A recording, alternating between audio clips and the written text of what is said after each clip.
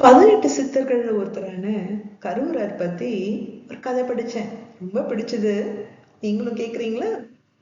கரூரர் கரூர்ன்ற ஒரு ஊர்ல பிறந்தாரு. அவர் சின்ன வயசுலயே ஆகமத்தையும் வேதங்களையும் பயின்று தேர்ச்சி பெற்றாராம்.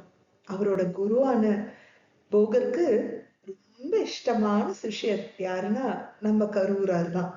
தலையாய சிஷ்யர் யாருன்னு கேட்டாலும் நம்ம கரூராரை தான் சொல்றாங்க.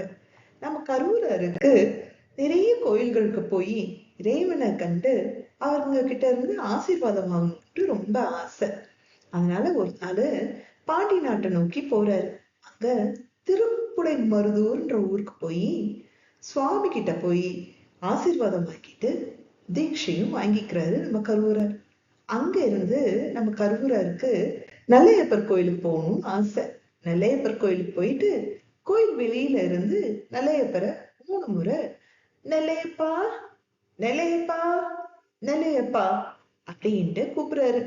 ஆனா நம்ம நெல்லையப்பர் வெளியில வரல. உடனே கோபம் கொள்றாரு நம்மளோட கரூரர். என்ன செய்யறாருன்னா, அட இங்க நெல்லையப்பா இல்லையப்பா அப்படின்னு கேட்டுட்டே கோபமா நடக்க ஆரம்பிச்சிடுறாரு. அவர் இப்படி கோபத்தோட போகும்போது கோயில் இருண்டுதான். ஃபுல்லா மரங்களும் செடிகளும் வளர்ந்து கோயிலே மறைச்சிருந்தோம். ஆனாலும் கோவம் குறையில நம்ம கரூரா இருக்கு.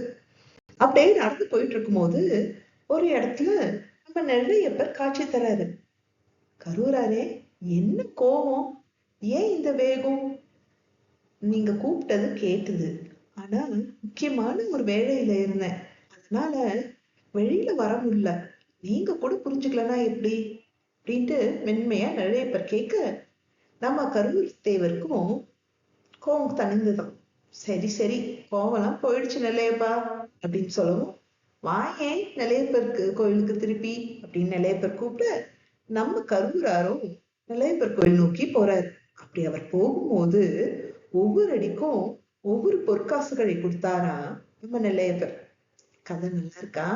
அப்படி கதை நல்லா இருந்தா இந்த வீடியோவை லைக் பண்ணுங்க, என் சேனலையும் சப்ஸ்கிரைப் பண்ணுங்க. அடுத்த வீடியோல பார்ப்போமா?